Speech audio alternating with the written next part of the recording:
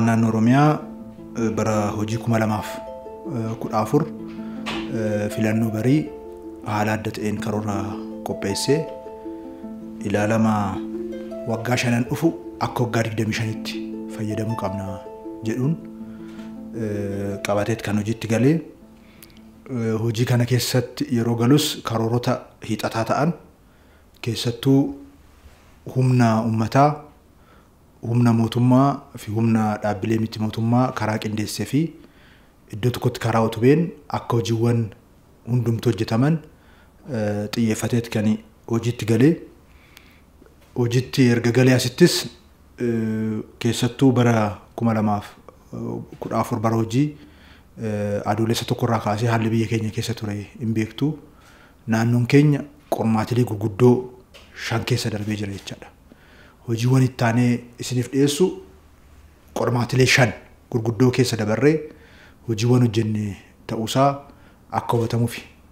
Qormaanni keenya inni tokkoffaa fi inni duraa rakkoo kaaba Itoophiyaatti uumameen naannoon keenya akkuma naannoo kaanii dirqama waan qabuuf dargaggeessa keenya hiriirsuu sosochiin adda addaa akka uumamu gochuu uummanni keenya balaa tokkummaa biyyaa irratti dhufe kan akka inni qolatu karaa ijaarameen ijoollee isaa akka bobbaasu ijoollee isaa akka kennu qabeenya isaa akka kennu gochuudha. Inni kun keessattuu humni TPLF kun humni juntaa kun karaa qindaa'e naannoo keenya giddu galeessa godhatee hojii bal'aas hojjechaa waan tureef uummanni keenya adda durummaadhaan akka irratti hirmaatu godhamee jira jechaadha. Gama kanaanis hojiin gaarii fi fooyyee qabu jedhamu raawwatamee jira.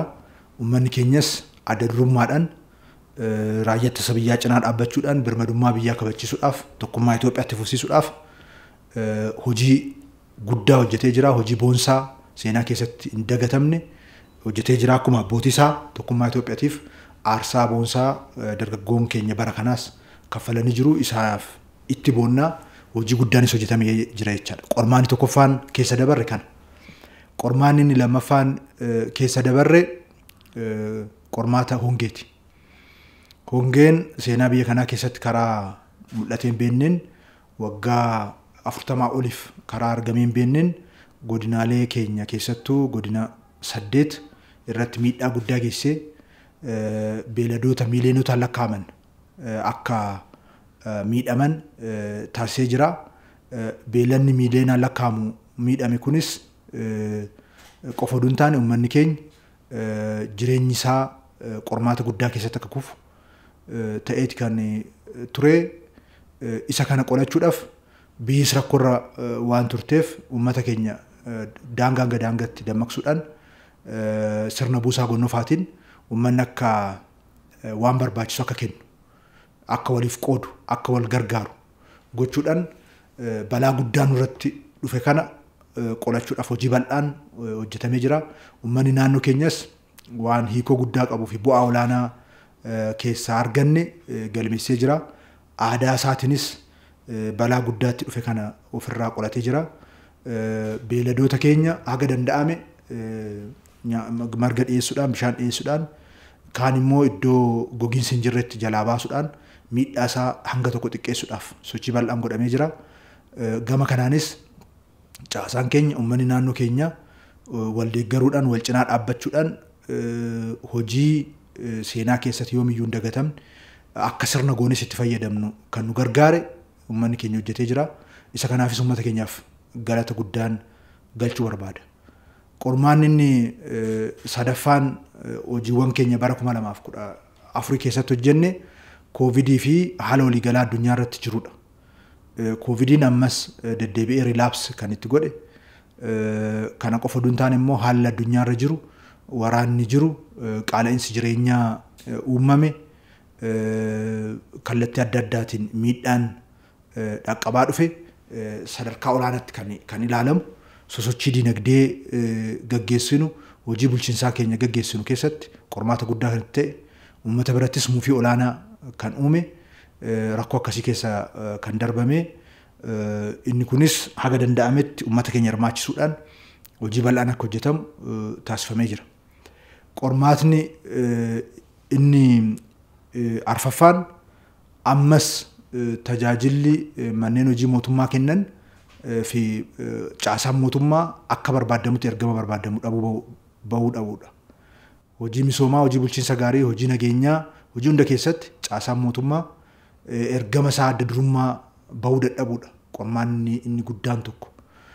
Kana keessatti haalli hojimaanni badaan ammas qormaata mootummaa keenyaa, qormaata sirna keenyaa, qormaata biyya keenyaa ta'ee haala itti fufeetu jira. Isa kana hambisuudhaaf, isa kana sirreessuudhaaf xiyyeeffannoon guddaan kennamee kallattii adda addaatiin hojjetamaa dhufu malee ammas rakkoo qormaata guddaa hojii keenya keessatti raawwanne ammas qormaata nu faana jiru ta'uunsaa hubatamutu jiraata. Qormaan inni shanaffaan fi inni dhumaa kaanis baay'ee kaasuun danda'ama. Garuu isaan gurguddoo keessaa inni dhumaa amma yoonasitti qoramaa jirru haala sochii shanee naannoo keenya keessatti godhaa jirudha.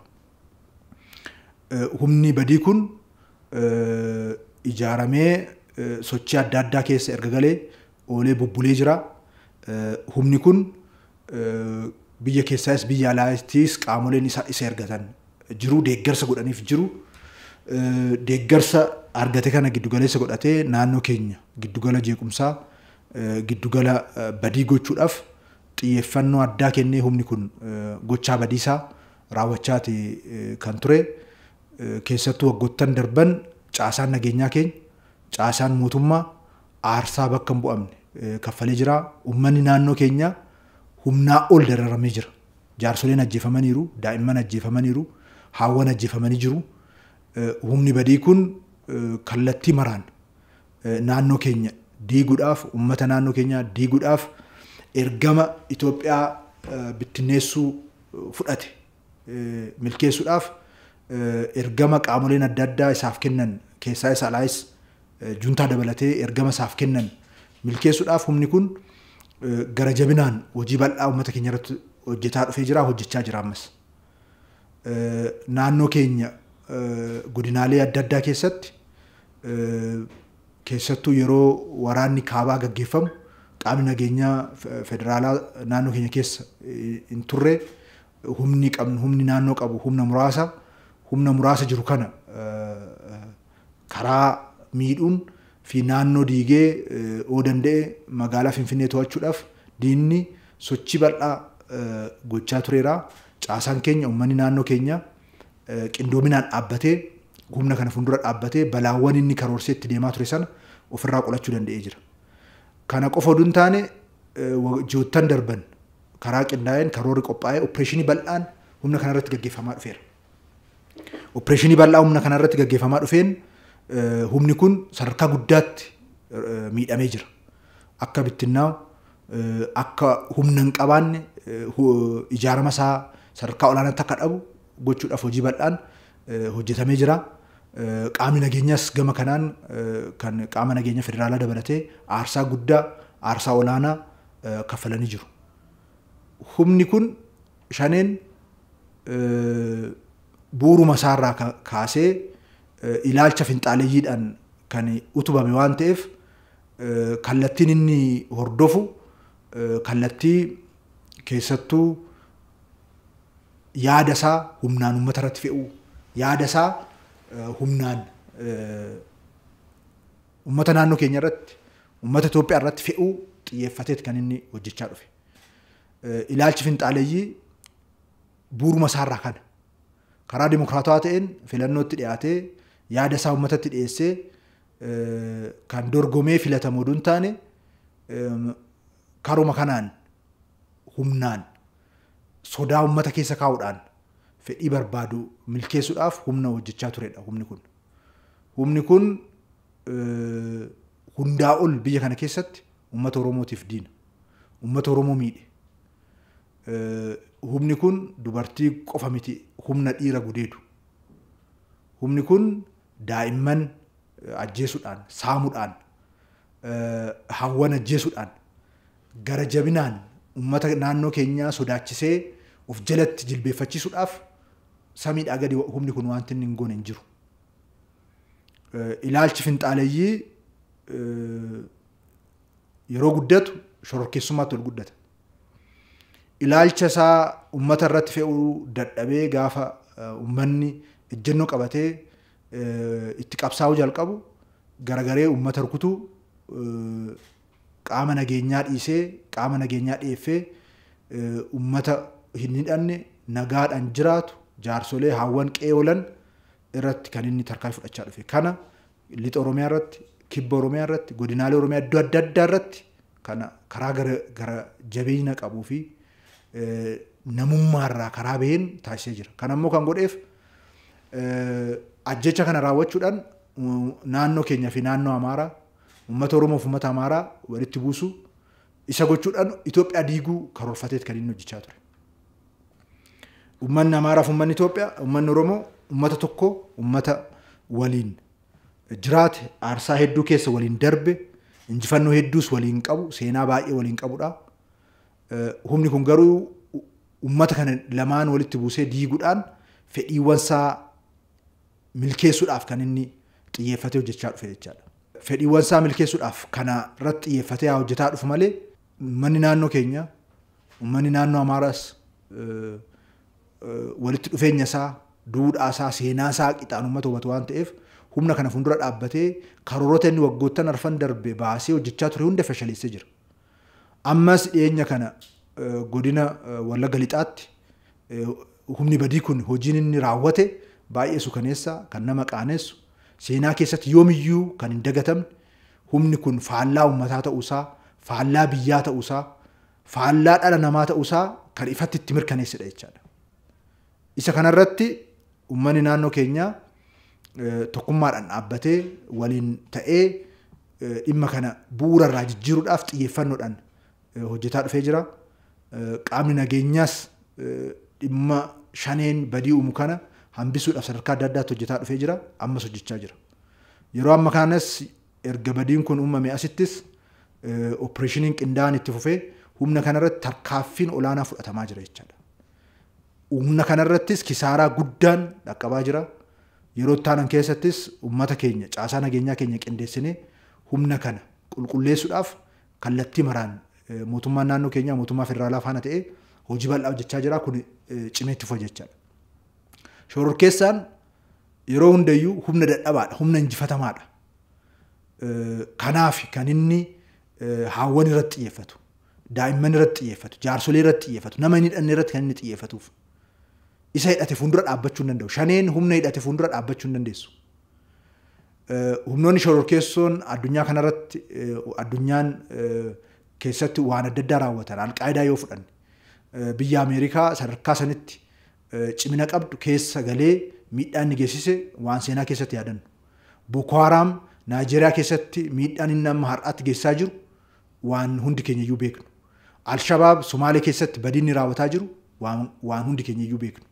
Humnoonni akkasii kun ISS hundumtuu qaama nageenyaa fuuldura dhaabbatan.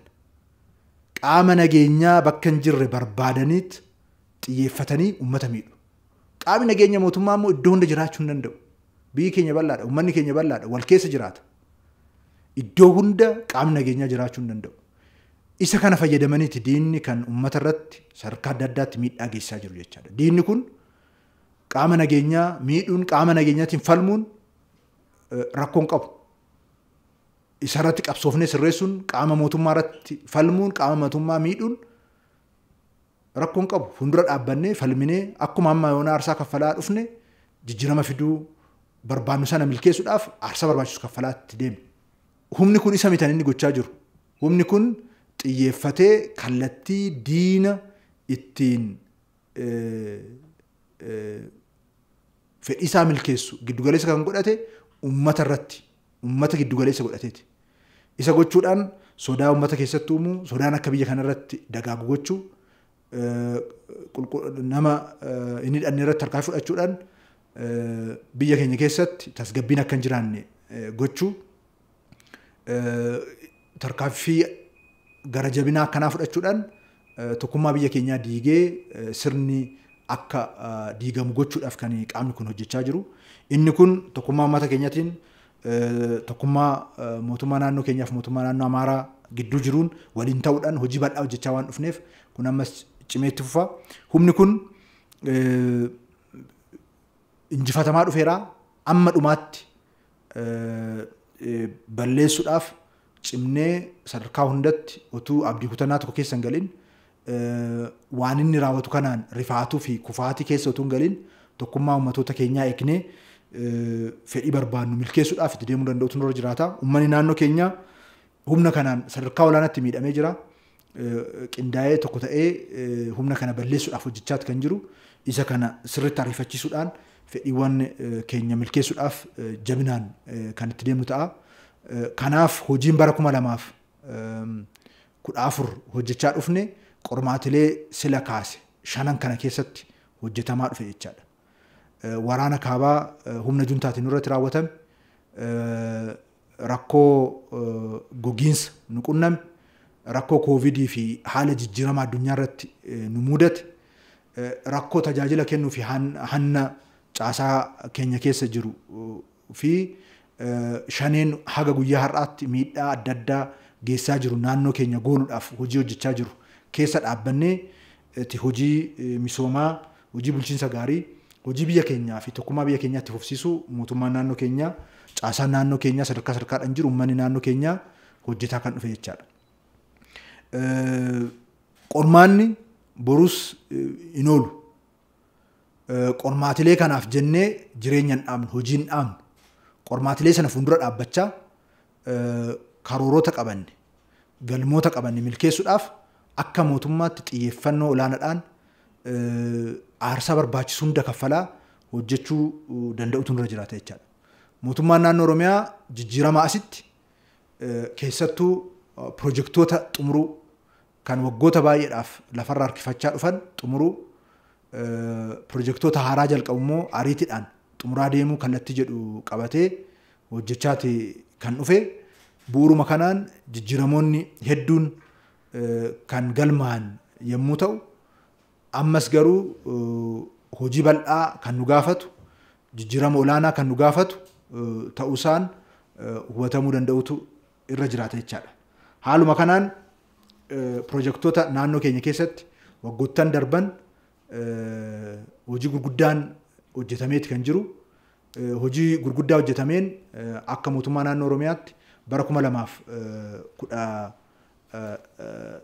irraa kaasee pirojektoota yeroo dheeraa turan xumuruu karaa jedhuun giddugaleessa godhatamee hojii bal'aan hojjetamaati kan dhufe.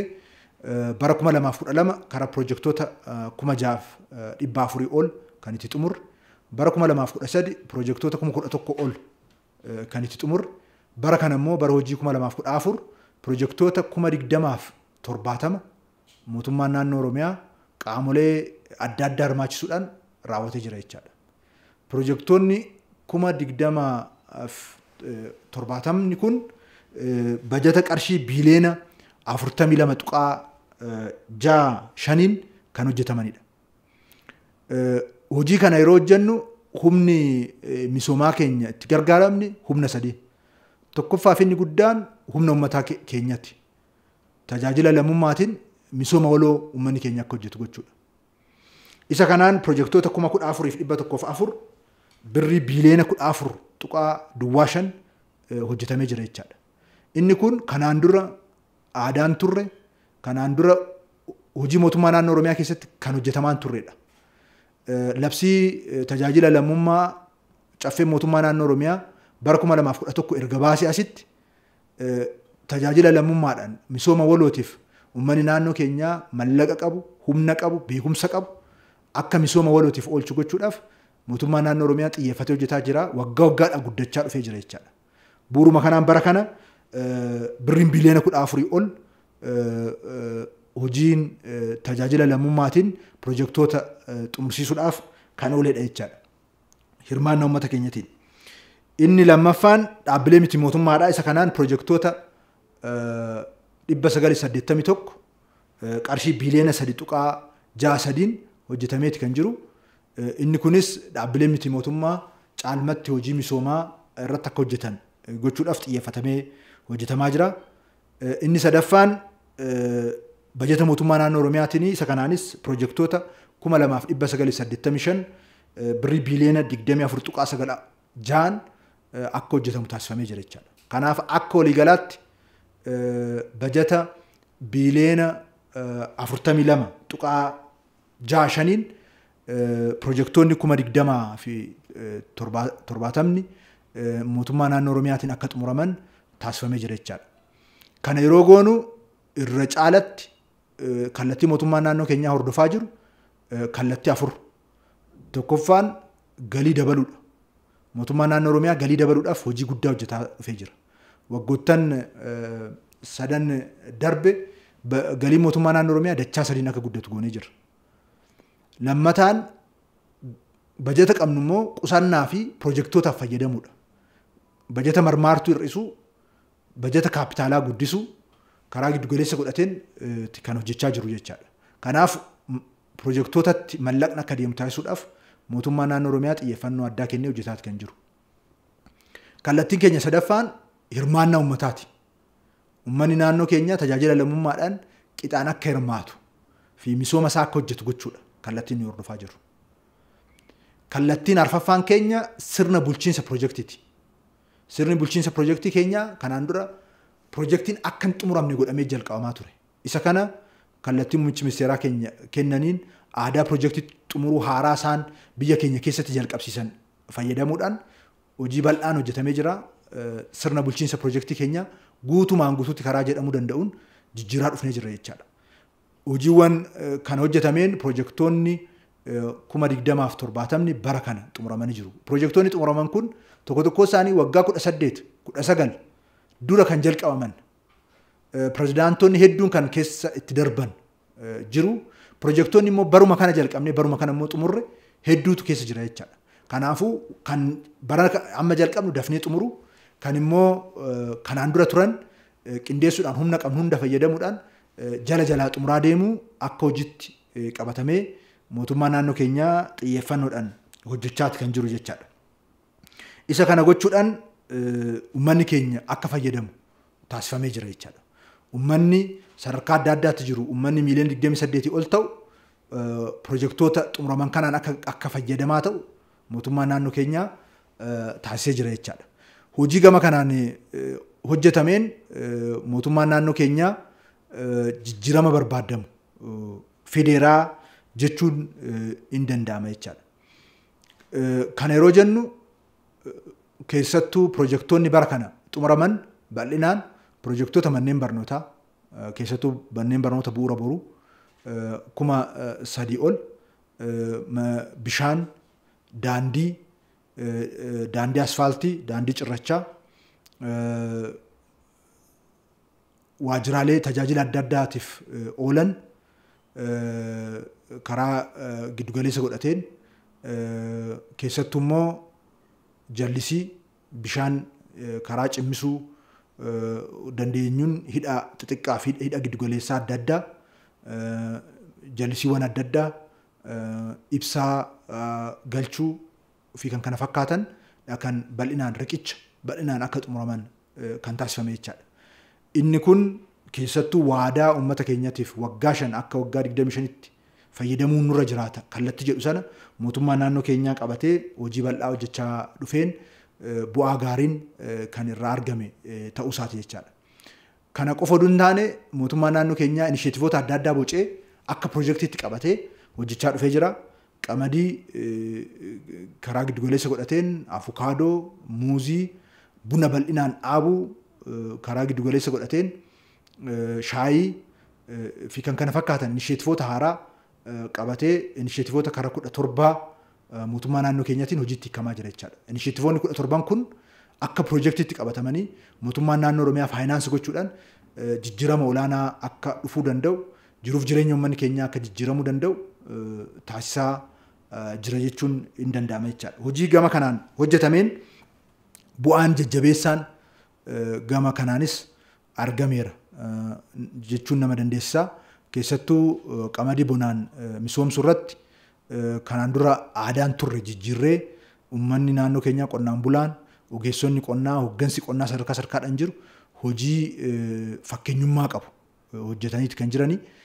Gama kanaanis hektaara 7,000 waggaa 3 irraa kan jalqabne bara kana hektaara 600 65 ol kan itti geenye fi bara dhufus hektaara miiliyoona 1 ol hojjechuudhaaf kan itti karoorsinee hojjechaa jiru ta'uusaa buna gamashuu fi dhaabuu kanaan dura investimentii homaa buna irratti gaggeeffamaa kan hin turre mootummaa naannoo keenyaa miiliyoona 100 lakkaa'amu erga diklaareeshinii naqamtee irratti gaggeesse asitti dhangalaasuudhaan waggoottan sadan darbe biqiltuu biiliyoona 2.9 kan itti dhaabne bara kana immoo biiliyoona 1.3 kan itti dhaabaa jiru buna haaraa dhaabuudhaan oomisha bal'aa kan irraa argachuu jalqabne misiraachoo bara kana kan already irraa argan kana gochuudhaanis ekspoortiin Itoophiyaa akka guddatu hojii bal'aan gama kanaan hojjetameen bara kana akka hundi keessan beektan ekspoortiin bunaa biiliyoona 1 seenaa Itoophiyaa keessatti yeroo jalqabaatiif kan itti darbe waggoota sadan darbe almost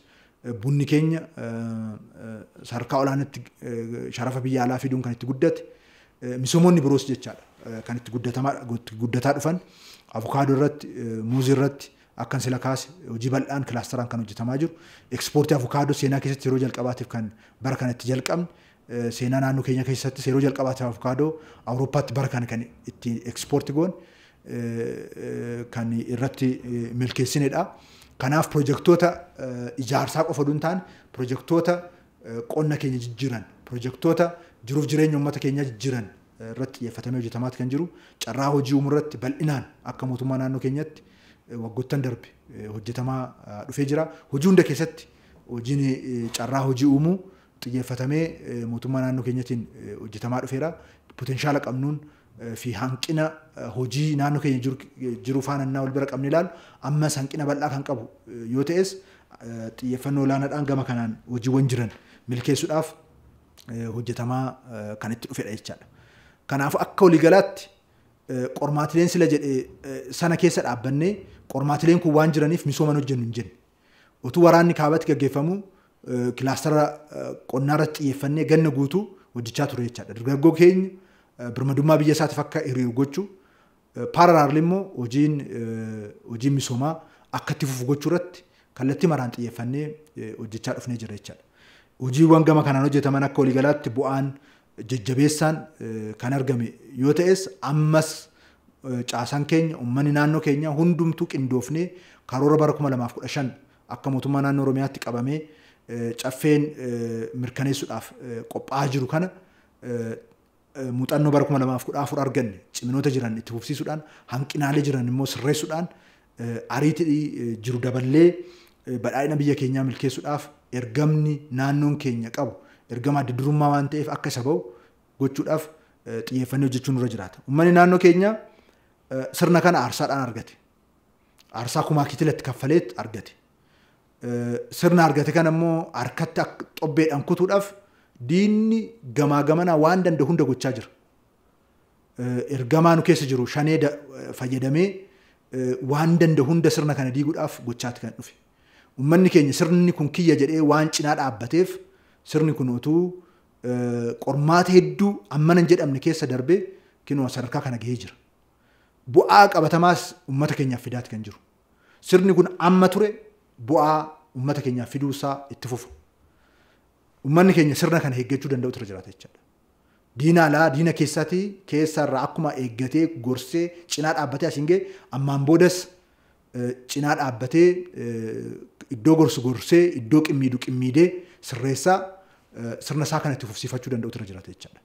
Hayyoonni keenya, dargaggoonni keenya, barattoonni keenya hundumtuu qonnaan bulaa horsee bulaan jiraataan magaalaa hunduu qindaa'ee jaarsoleen abbootiin gadaa hawwan siinqee qindaa'anii sirna kana itti fufsiisuudhaaf tokkummaa Itoophiyaa itti fufsiisuudhaaf tokkummaa biyya keenyaa sadarkaa barbaadamurraan ga'uudhaaf jabina olaanaadhaan akka jabaattanitti deemtan carraa kanaan waamicha kosiniif dhiyeessuun barbaada.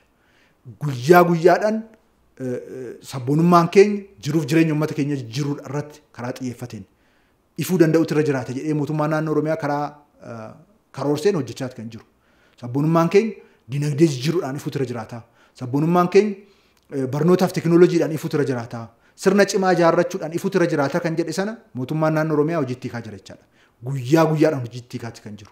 Dinagdee irratti akkuma sila kaase galii naannoo keenya dabaluudhaan bajata keenya waggaa 3 keessatti dachaadhaa olitti guddisnee jira. Galii keenya guddisnee jira. Isa kana immoo misooma uummataatiif akka oolu inishitiivoota bocnee hojiitti kaati kan jiru. Kana itti fufsiisuu cimsuu akka sirni kun kiisii uummata keenyaa keessa galu gochuu irratti giddu galeessa godhanneet hojjechaa jirra. Barnoota irratti waan uummatni keenya beekudha. Bal'inaan itti deemnee manneen barnoota bu'uura boruu, ifa boruu, manneen barnoota bultii addaa karaa qabsiisuudhaan uummata keenya barnootaaf beekumsaan dorgomaa gochuu, dhaloota boruu qopheessuu, injifannoo uummata keenyaatti fufsiisuudhaaf mootummaan naannoo keenyaa samiidhaa gadi waan jiru hunda kennee hojjechaati kan jiru jechuudha. Sadaffaa sirna cimsuudhaaf, sirna mootummaa cimsuudhaaf hamma gandaatti xiyyeeffannee hojjechaati kan jirru. Qormaata hedduu qabna. Garuu waa hedduu sirreessuudhaaf xiyyeeffatamee hojjetamaati kan jiru. Tajaajila fooyyessuudhaaf torbanitti guyyaa sadii akka tajaajila kennu uummanni caasaan gochuudhaaf mootummaan xiyyeeffatee hojjechaati kan jiru. Qormaata hedduu qabnaa garuu bu'aawwan argaman jiru. Sirna cimaa akka qabaatu uummanni keenya xiyyeeffannee hojjechaa jirra. Sirna dabalataa immoo uummata keenyaaf ijaaraati kan jirru. Mootummaa naannoo keenyaa caffee mootummaa naannoo Oromiyaatiin sirnoota 4 ijaareeti kan jiru waggoottan darban keessa. Tokkoffaan kan sila kaase tajaajila lammummaa misooma walootiif ijaaree jirra. Isa kanaan misoomni naannoo keenyaa karaa ajaa'ibsiisaa ta'een tajaajila lammummaatiin hojjetamaati kan jiru. Uummanni keenya misooma walootiif wal cinaa dhaabbatee hojjechaati kan jiru. Sirni inni lammaffaa gaachana sirnaati. Uummanni keenya qe'eesaa, nageenya isaa, sirna isaa tikfachuudhaaf, aadaa duudhaa isaa tikfachuudhaaf, ofiif nageenya isaatiif tiksee ta'uudhaaf ijaaramee sadarkaa adda addaatti hojii boonsaa gaachana sirnaatiin hojjetaati kan jiru. Kana cimsee itti fufuu danda'utu irra jiraata. Sirni sadaffaan uummata keenyaaf ijaarre deeggarsa hawaasummaa waliif gochuudhaaf buusaa gonnofaa ijaarree jirra. Akka sila kaase hongee guddaa mana ga'u uummanni keenya wal gargaaree keessa darbee dandamatee bahee jira. Seenaa hojjetee jira. Kanaaf aadaa duudhaa qabnu buusaa gonnofaa lafa qabsiisatti kan jiru. Sirni inni arfaffaan nu ijaarre sirna mana murtii aadaati. Manneen murtii sadarkaadhaan jiran hojii bal'aa amma yoonaa hojjetan akkuma jirutti ta'ee rakkoon qaqqabummaa, rakkoon haqa barbaadu guddaa of keessaa qabu waan ta'eef mootummaa naannoo keenyaa qoratee aadaa fi duudhaa uummata keenyaa keessaa baasee manni murtii aadaa gandarratti aanarratti akka ijaaramu godhee jira. Isa kanaanis hojiin ajaa'ibsiisaan ta'e naannoo keenya keessatti hojjetamaati kan jiru. Manneen murtii haga yoonaa 76 ol ijaaramanii xumuramanii jiru. Sadarkaa gandaatti, sadarkaa aanaatti gandarratti ilaallamee waan tafoo jiraate oliyyannoodhaaf aanarratti ijaaramee fi jira. Otuu mana murtii idilee gandarratti ijaara jenne qarshiin biliyoona 20 nuun ga'u. Amma garuu humna hawaasa keenyaa qofa fayyadamuudhaan sirna jabaa gandarratti ijaaree jira jechaadha. Kanaaf dhugaan akka barbaadamu, aadaan akka deebi'u, duudhaan akka deebi'u, uummanni keenya safuusaa akka gabbisu gochuudhaaf gargaaraatti kan jiru. Kana qofa duun ta'an keeziin mana murtii dhaqaa fi dabalaa ture sadarkaa olaanaatti gadi bu'ee jira jechaadha. Kanaan dura waggaadhaan parsantaa 25 himannaan dabalaa dhufaa ture. Dhimmi dabalaa dhufaa ture.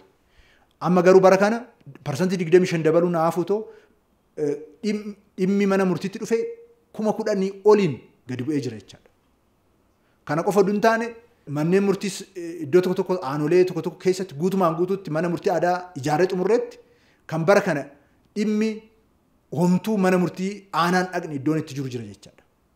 Kanaafuu kun hagam uummanni keenya duudhaa fi aadaa isaatiin rakkoo haqaa akka hiikkachuu danda'u, rakkoo gama kanaan tajaajila keessatti jiru hagam akka fooyyessuu danda'u qabatamaatti kan agarsiisedha. Kanaafuu sirna jenne sana qabatamaatti uummata keenyaaf yeroon itti ijaaraa jiru jira jechaadha. Kanaaf akka waliigalaatti dinagdeedhaanis barnootaaf teekinooloojiidhaan fi sirna ijaaruu cimsuudhaan xiyyeeffatamee qormaatilee adda addaa keessatti hojjetamaati kan jiru. Qaamoleen adda addaa waca adda addaa godhu. Ololli mootummaa naannoo Oromiyaa irratti uummata naannoo keenya irratti gaggeeffamaa jiru guddaadha. Olola kanaaf immoo qaamoleen meeshaa ta'an kan akka shanee jiru jechaadha. Isa kana uummanni keenya fuuldura dhaabbatee injifachuu hojii immoo akka biyyaatti akka naannootti kallattiiwwan badhaadhinaa ida'amuutiin kaa'aman hojittiikuu kallattiiwwan muummicha ministeeraa keenyaatiin kaa'aman immoo hojittiikuu halkanii guyyaa ija keenya utuu irraa libsatin hojjechuu danda'uun dura jiraata jechaadha. Kanaaf nageenya keenya mirkaneessuu harka bitaatiin hojjechuu, rakkoolee dhufan qolachuu harka bitaatiin hojjechuu, harka mirgaatiin immoo misooma hojjechuu, misoomarraa sakandii tokkoof ija keenya kaasuun dura jiraatu jechaadha. Yeroon misooma booda hojjennu hin jiru jechaadha. Rakkoolee amma jiran hundaaf ka'umsi isaa duubattafummaadha. Ka'umsi isaa hiyyummaadha. Hojiin itti fufiinsaan hiyyummaaf duubattafummaa injifatu. Hojjetamaan deemu taanaan rakkooleen kun caalmatti xaxamaa fi hundee horachaa deemu jechaadha. Kanaaf akka san taane xiyyeeffannee kallattii maraan akka mootummaa naannoo keenyatti hojjechuutu nurra jiraata. Isa kanaaf immoo uummanni naannoo keenya hojjetaa mootummaa naannoo keenya sadarkaadhaan jiru caasaan keenya galateeffatamuu danda'u irra jiraata jechaadha. Iddoo adda addaatti caasaa keessa hattuun jira, kan rakkoo uumu jira, kan tajaajilan kenne jira. Caasaa keessatti immoo kan baadiyyaa oolee bulee aarsaa kaffalaa diina fuuldura dhaabbachaa kan sirna isaatti fufsiisaa jiru uummata isaa fayyadamaa gochuudhaaf immoo aarsaa kaffalaa jiru jira jechaadha. Kanaaf hojjetaa mootummaa naannoo Oromiyaa, hojjettoota mootummaa naannoo Oromiyaa sadarkaadhaan jirtan hunda keessaniyyuu galatoomaa ulfaadhaa isiniin jechuun barbaada. Hoggansa naannoo keenya seenaa hojjettanii uummata keenyaaf bu'aa buusaa waan jirtaniif hanqinaalee jiran immoo sirreessuudhaaf ammas qabsaa waan jirtaniif isiniinillee galatoomaa ulfaadhaa jabaadhaa jechuun barbaada. Hundaa ol gahee eenyumaanuu bakka hin bu'amne kan hin qabne uummata naannoo keenya jiraattonni naannoo keenya kaabaa kibbaa bahaa dhiyaa jiruuf jireenya keessan jijjiiruudhaaf tattaafachaa jirtan misooma waloo mirkaneessuudhaaf haqa waloo mirkaneessuudhaaf rakkoo hawaasummaa hiikuudhaaf waliin tumsitanii haqa waloo mirkaneessuudhaaf waliif tumsitanii hojjechaa jirtan uummata naannoo keenya guddaa galatoomaa ulfaadhaa isin jechuun barbaada. Bara 2015 barri hojii 2015s qormaatilee adda addaan qunnamuun isaan oolu. Sababni isaa diinonni Itoophiyaa jilbeeffachiisu, imala badhaadhinaa gufachiisu, uummata keenya gabroomsanii jiraachisuu barbaadan hedduu waan jiraniif amma sadarkaa adda addaatti karoorsanii hojii adda addaa hojjechaa jiru. Uummanni keenya dammaqee karoora diinaa fashaleessuudhaaf kaayyoowwan diinaa cabsuudhaaf harka wal qabatee tokkummaa isaa eegee tokkummaa sablammoota faana uummattoota Itoophiyaa faana qabu cimsee sadarkaa barbaadamutti jijjiirama barbaadamu fiduudhaaf ammas jabaattanii akka tumsitan asumaan waamicha koo dhiyeessuun barbaada. Hin qoramnaa qormaata keessa garuu hin dabarraa of hin ifannu hin jilbeeffannu injifannoo keenya itti fufsiisna badhaadhina naannoo keenya badhaadhina Itoophiyaa hin milkeessinaa ergaa jedhu dabarsuun barbaada. Shakkiin tokkoyyuu jiru hin jiru Oromiyaa ni ijaarra waa tokkoyyuu hin shakkinu Itoophiyaa ni utumnaa ol kaasnaa Itoophiyaa maqaan ishii hiyyummaadhaan duubattafummaadhaan beekamu akka ishiin of dandeessu hin goona. Gaafa Afrikaa keessattis tasgabbii olaanaa finnee jijjiirama barbaadamu akka finnu shakkii tokkoyyuu hin qabu. Isa kanaaf humni keenya uummata keenya kanaaf uummanni keenya waliin taanee kana cimsinee akka itti deemnu asumaan waamicha koo dabarsuun barbaada. Biyya rakkoon qabnutu qabaanee jiraanne baay'ee gaarii ture. Garuu rakkoo kana faana biyya kana fudhanne. Kanaaf rakkoo kanaaf jilbeeffachuu hin taane rakkoo kana fuullee dhaabbachuu rakkoo kanaaf aarsaa barbaannu barbaachisuu hunda kaffallee jijjiirama barbaadamu gochuutu nurra jiraata kan jedhu kaasuudhaa fi dhumarratti pirojektoota sila kaase 2070 sadarkaa aanaatti sadarkaa godinaatti sadarkaa magaalaatti sadarkaa naannootti sadarkaa adda addaatti uummanni keenya bakka argametti ji'a eebbaa jennee amma guyyaa har'aa irraa kaafnee haga adoolessa 20tti ji'a tokkoof kan itti fufu ta'a. Ji'a tokkoof uummanni keenya bakka jiru hundatti eebbisuudhaan aadaa kana cimsuu barbaanna jechaadha. Waggoota sadan darbees yeroo eebbaa jennee murree keenyatu eebbisiisaa jira jechaadha. Caasaan aanarra jiru waan eebbisu qabaachuu qaba jechaadha. Caasaan gandarra jiru ganda isaa keessatti waan eebbisu hojjechuu danda'u irra jiraata. Humna isaa qindeessee bajeta isaa fayyadamee aadaan kun cimuu qaba jechaadha. Jalqaboo duun taane eebbisuun aadeeffamuutu irra jiraata. Isa kanaaf mootummaan naannoo Oromiyaa murteessee guyyaa irraa kaasee guyyoota 30 eebbi naannoo keenya keessatti iddoo hundatti itti fufaa. Hojii kana yeroo hojjennu iddoo hundatti immoo manneen barnoota bu'uura boruu ganna kana ijaarra jennee qabanne 6,000 jalqabsiisuun iddoo hundatti bakka eebbi piroojeektii jiru hundatti manneen barnoota bu'uura boruu jalqabsiisuun hin gaggeeffama. Bakka eebbi jiru hundatti biqiltuu dhaabuun hin gaggeeffama. Giriin leegaasii milkeessuudhaaf ashaaraa magariisaa milkeessuudhaaf hin hojjetama. Hojiiwwan kana sadan ji'a ittaanu kana keessatti hin hojjenna. Shanee fi humnoota finxaaleeyyii rakkoo uumaa jiraniif shororkeessitoota kanarratti immoo karaa keessa deebiin qabneen tarkaaffii cimaa jalqabnee jirra. Isa cimsinee itti fufna. Tokkummaan Itoophiyaa itti fufaa jechuun barbaada. Guddaa galatooma.